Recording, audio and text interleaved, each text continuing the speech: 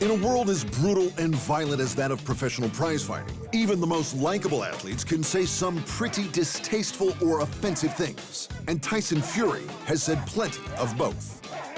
When he first entered the international spotlight after unseating long-term heavyweight champion Vladimir Klitschko, Fury made some truly hateful public statements. I was like in shock. And I mentioned it at the press conference, his statements about women, about gay community, men and women. When he got to Jewish people, he sounded like Hitler. The man is imbecile. Seriously. I mean, you cannot put it all together once to represent the sport of boxing. And I just can't describe him as an imbecile. And you fight an imbecile, we have an imbecile champion. Fury apologized, and it soon became apparent that he was in the midst of an almost complete breakdown, his mental health issues exacerbated by alcohol and drug abuse. But Fury received help and returned to the spotlight a changed man. Gone were the hateful statements. Instead, his honesty and natural wit were given space to shine, even when being goaded back into his old ways. No comment. No negativity in here. If you want to talk negativity, there's the door. Get through it. Anyone else? Is there no one else, Russell? I'm not just sat here thinking, oh, I need a payday, because I don't box for money. I don't need money. You know, when I had a lot of money, it didn't make me happy anyway. When Christmas is every day, I can guarantee, and I'm a witness to say this here today, it doesn't make you happy. Being active and content and having something to live for makes you happy. He's now an active campaigner for mental health, publicly sharing his own story in the hopes he can help others. He also reportedly gave the £7 million he earned for fighting Deontay Wilder to charity. Fury has always been a fascinating personality, an electric blend of performance and honesty. And if he can stay on the path of positivity and bury his former hateful views where they belong, then we're all better off for his work. You can't go swimming and not get wet. And I got wet. I got drenched, actually.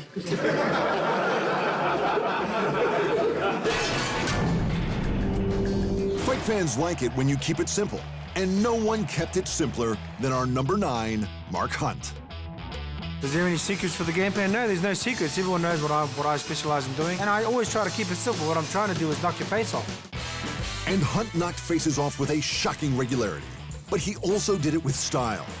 Where a lot of fighters swarm on an opponent, often landing unnecessary blows as the ref calls the fight, the Super Samoan perfected the walk-off knockout.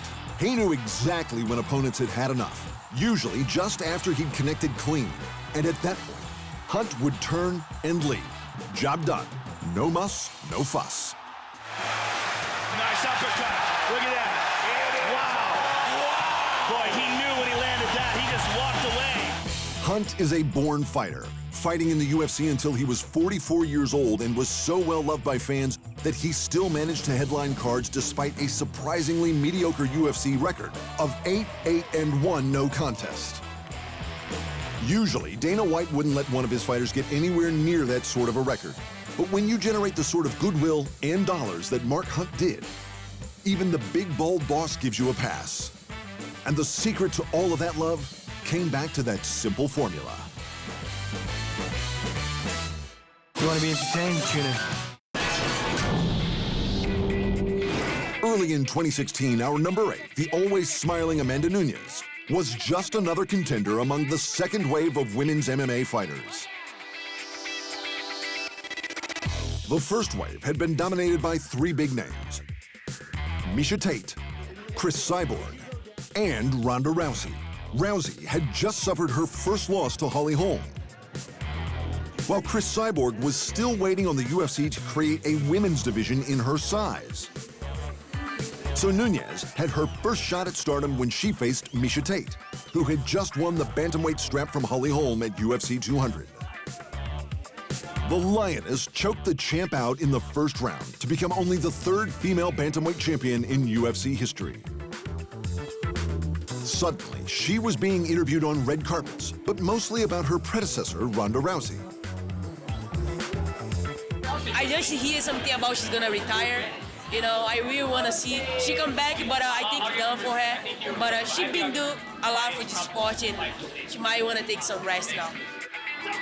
6 months later, Rousey proved she had not retired by coming back to try and reclaim her belt. Fans had mixed feelings about their new champion's prospects. Not that she let on. Means everything to me. I will show everybody I'm the real champion.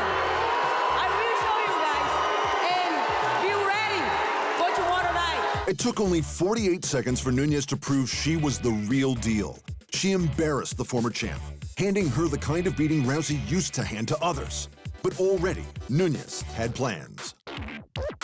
Yeah, buy a home, giving my mom a house, present, you know, and gonna do a lot of things, you know, help a couple people to help me a lot to go through my whole career. Since the beginning when I started with 19 years old, have a lot of people that I wanna go back and then help those people. Nunes had also announced her engagement to her longtime partner in life and training, Nina Ensarov, cementing her role as the first openly gay champion in fight sports history. During that time, Chris Cyborg joined the UFC and won the women's featherweight title.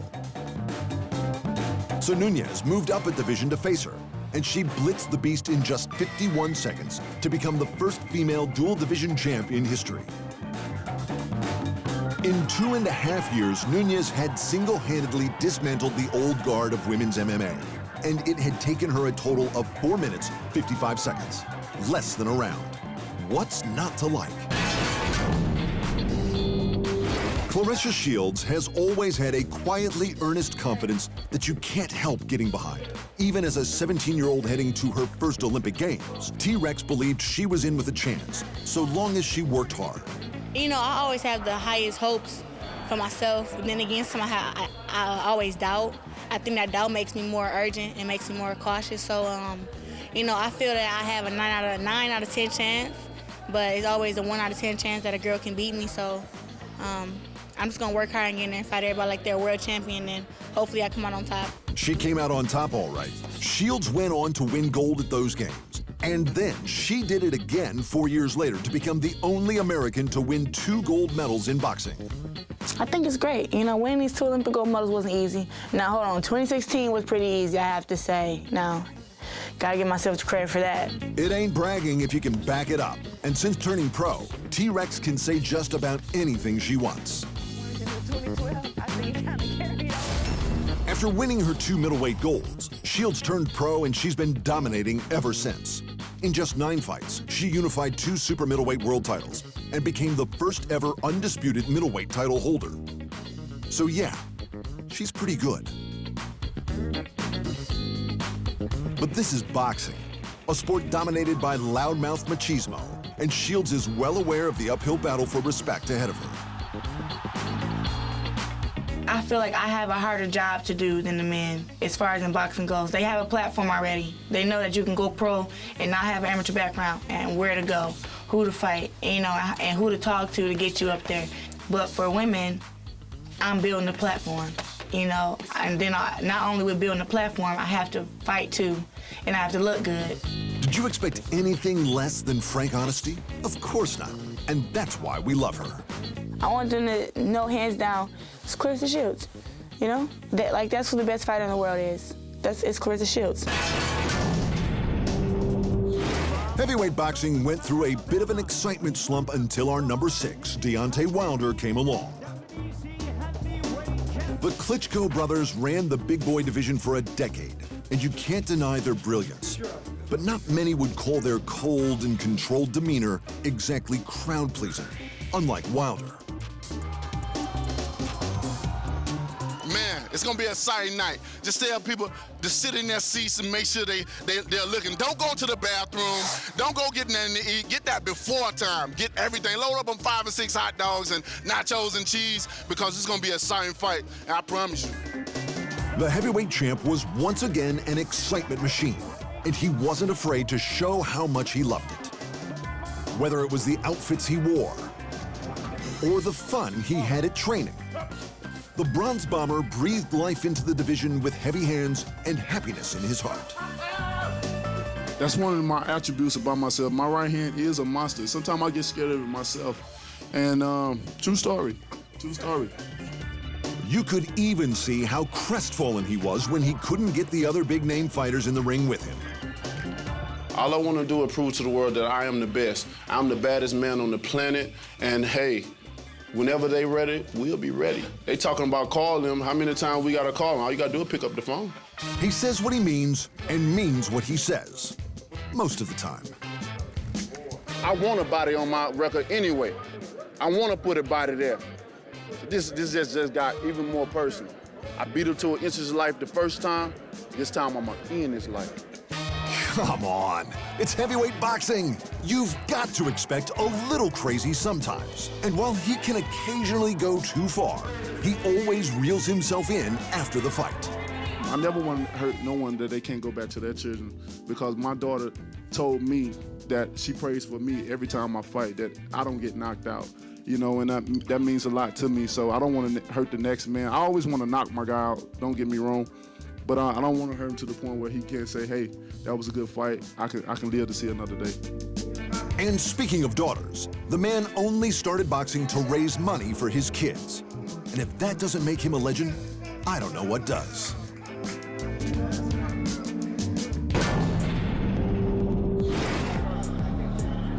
Everyone loves a wild man.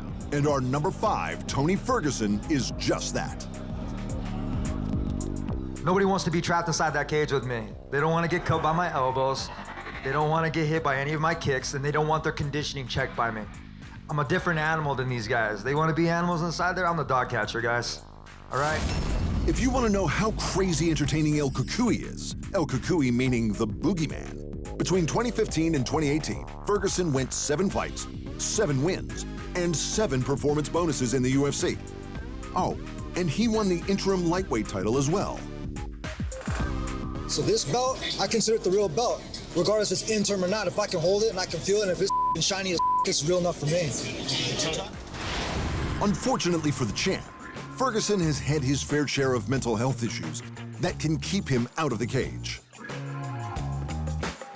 But in the cage, he's about as unpredictable a fighter as you'll ever see, and he's not afraid to get bloody to get the job done. Put those together with the fact that he can really fight, and he's got beyond human cardio, and you've got a guaranteed barn burner every time. I work my ass off for this. I take a blue-collar approach, and I love it. I don't have to talk the talk. I walk the walk. He's almost as unpredictable and wild out of the cage, too, whether it's his legendary DIY training regimes or his candid crowd interaction during interviews.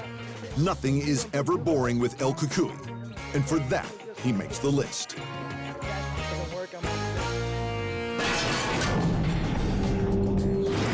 Our number 4, the simultaneous UFC heavy and light heavyweight champ Daniel Cormier, has one big reason to be salty in life, and that's the ultra-gifted John Jones. But the champ just can't do it.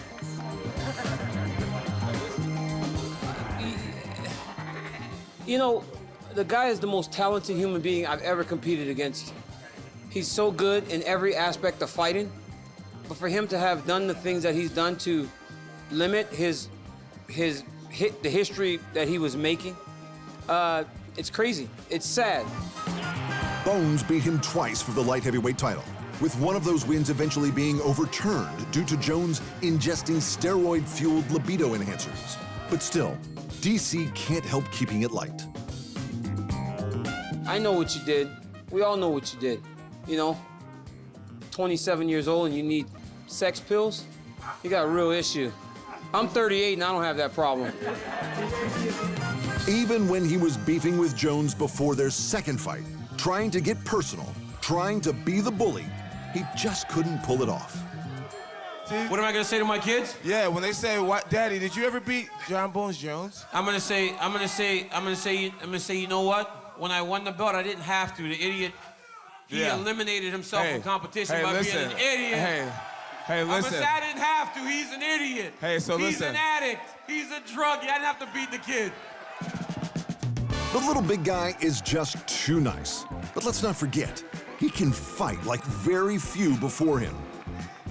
The Olympian has one of the best wrestling games the UFC has ever seen.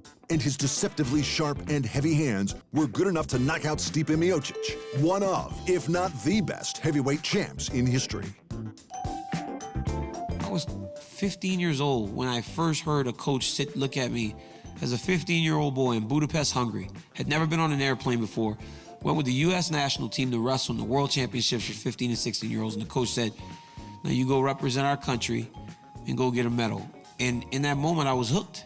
I was hooked with high-level competition, and I've chased it ever since, and I'm not done with it. He's a nerd who can beat up the world. Who'd have thought it was possible?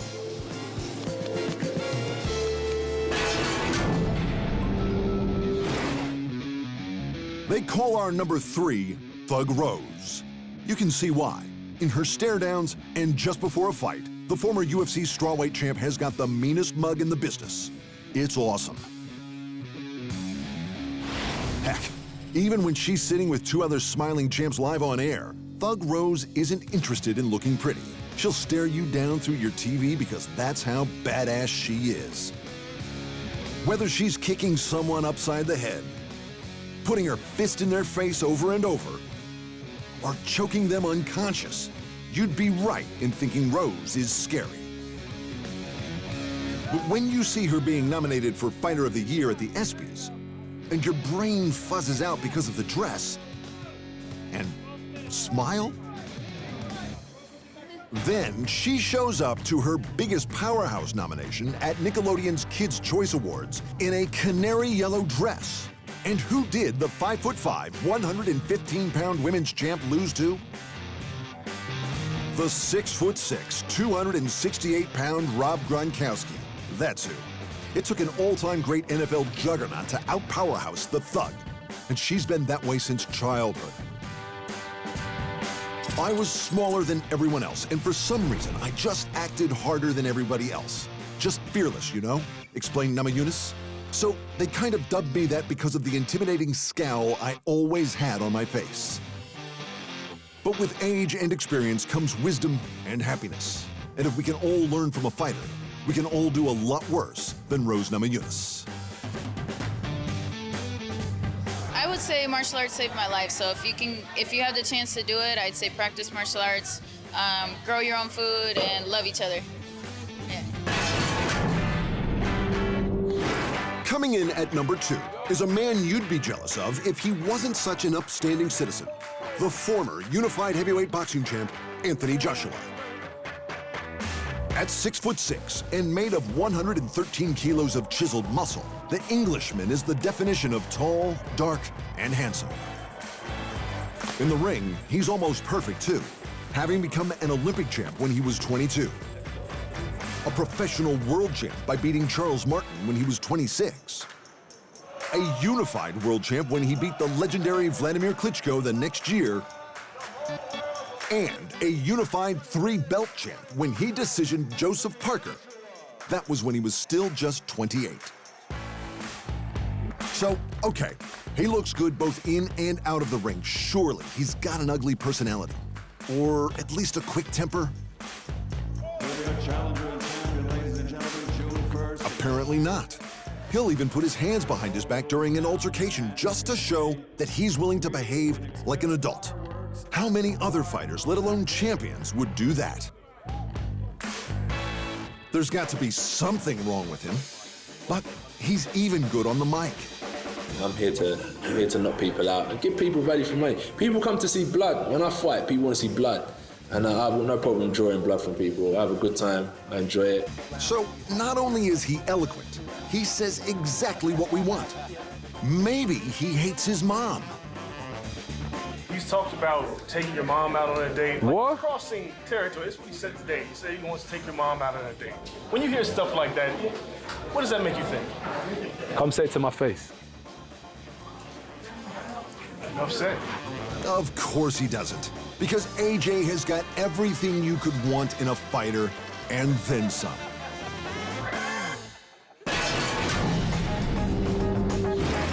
When the cruiserweight champ Tony Bellew moved up a division, he had to put some weight on his already less than ripped frame to face the Adonis-like knockout machine and former heavyweight champ David Haye.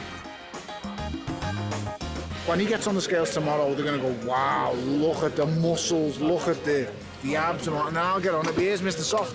But, you know, underneath the soft complexion is a fighting man.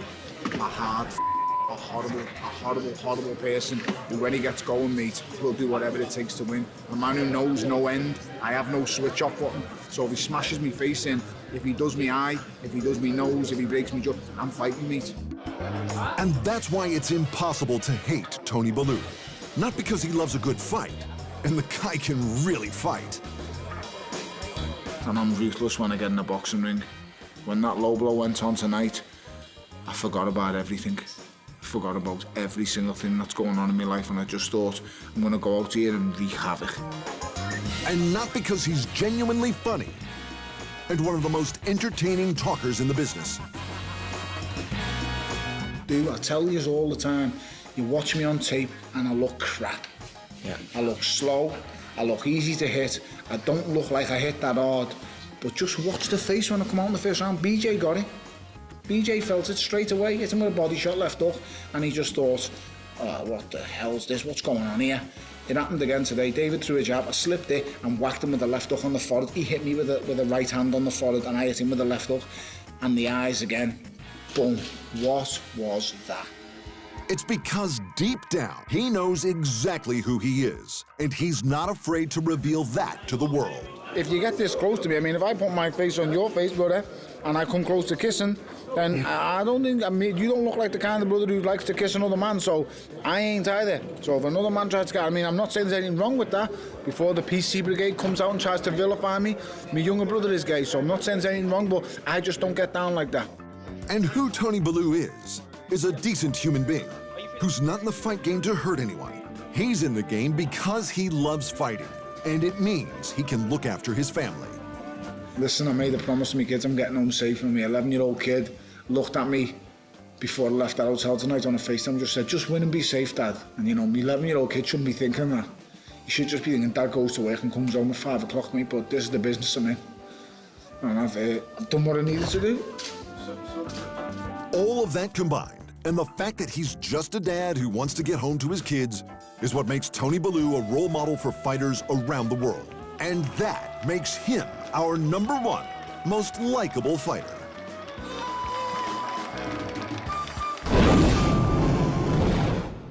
Thanks for watching. And remember, if you want more fight sports in your life, just hit the subscribe button.